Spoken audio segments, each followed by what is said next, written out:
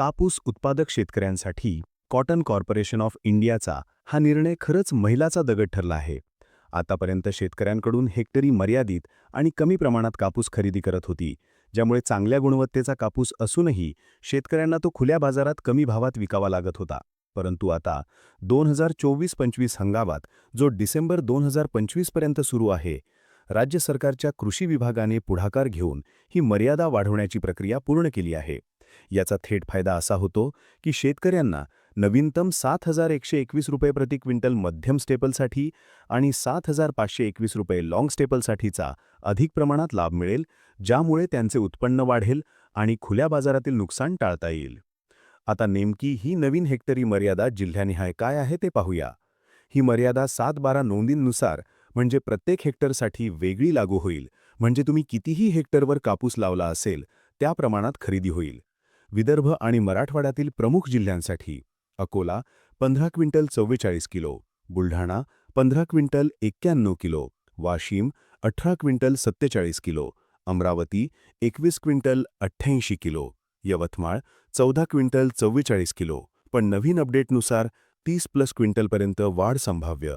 Wardha 23 quintal, Nagpur 19 quintal 93 kilo, Chandrapur 20 quintal 61 kilo, नवीन वाढीनुसार 30+ quintal, Gadchiroli 23 quintal 30 kilo, Hingoli 13 quintal 37 kilo, Parbhani 15 quintal 84 kilo, Nanded 16 quintal 19 kilo, Dharashiv 15 quintal 11 kilo, Latur 24 quintal 70 kilo, Beed 21 quintal, Jalna 11 quintal 89 kilo, Chhatrapati Sambhajinagar 14 quintal 14 kilo, Ahilyanagar 17 quintal, आधी 7 ते 7.5 quintal होती, Jalgaon 13 quintal 33 kilo, Nandurbar 12 quintal 47 kilo, Dhule 10 quintal 74 kilo.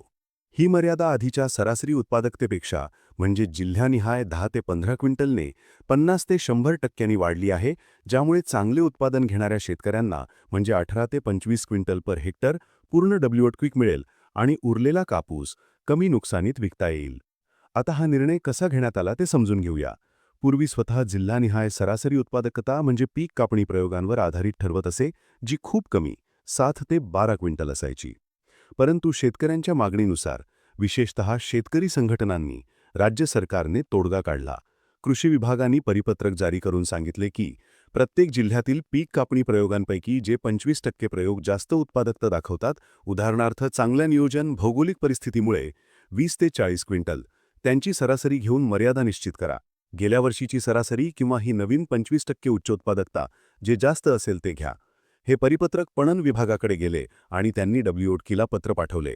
WOTCने ते मान्य केले असून डिसेंबर 2025 मध्ये म्हणजे आजच्या तारखेनुसार चंद्रपूर, यवतमाळसारख्या जिल्ह्यांत 13.57 क्विंटलवरून 30+ क्विंटलपर्यंत वाढ केली आहे. पुढील 1-2 दिवसांत इतर जिल्ह्यांतही अंमलबजावणी होईल. याचा फायदा असा की ज्या शेतकऱ्यांचे उत्पादन सरासरीपेक्षा जास्त आहे, म्हणजेच बहुतांश चांगल्या पीक नियोजन करणारे, त्यांना आता संपूर्ण कापूस WOT क्विकवर विकता येईल. उदाहरणार्थ अमरावतीत आधी 10 क्विंटल मर्यादा असली तरी आता 21+ क्विंटल होऊन शेतकऱ्यांचे रुपये 20,000 ते 30,000 पर हेक्टर अतिरिक्त उत्पन्न वाढेल.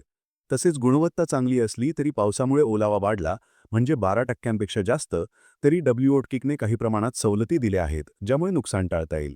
एकंदरीतच हा निर्णय शेतकऱ्यांच्या मेहनतीला न्याय देईल आणि खुल्या बाजारातील भाव पडझड म्हणजे सध्या रुपये 6,900 ते 7,200 क्विंटल टाळेल. शेवटी बाजाराविषयी बोलूया. खुल्या बाजारात कापसाची आवक वाढली आहे. मागच्या आठवड्यात नोव्हेंबर 2025 मध्ये रोज 1.75 ते 2 लाख गाठी म्हणजेच 35 ते 40 लाख किलो आवक झाली, ज्यामुळे भाव किंचित घसरले. रुपये 6,800 ते 7,200 क्विंटल. महाराष्ट्रात, विशेषतः विदर्भात, दैनिक आवक 45 ते 50,000 गाठी आहे, तर गुजरात आणि तेलंगणात कमी. WOT क्विकने आत्तापर्यंत महाराष्ट्रात 14.45 लाख क्विंटल म्हणजेच 29.34 लाख गाठी खरेदी केली आहे, ज्याची किंमत रुपये 10,714 कोटी आहे. जागतिक बाजारात कॉटलुक ए इंडेक्स 99.50 सेंट पाऊंड म्हणजेच रुपये 18,250 प्रति क्विंटल रुईसाठी असल्याने भाव वाढण्याची शक्यता आहे, पण आवक कमी झाल्याचंच. शेतकरी बांधवांनो, WOT केंद्रांवर लवकर विक्री करा, ऑनलाईन नोंदणी ॲपवरून करा आणि 7-12 प्रमाणपत्र घेऊन जा. हा निर्णय तुमच्या हंगामाला चालना देईल. चांगल्या उत्पादनासाठी शुभेच्छा. काही शंका असल्यास सांगा.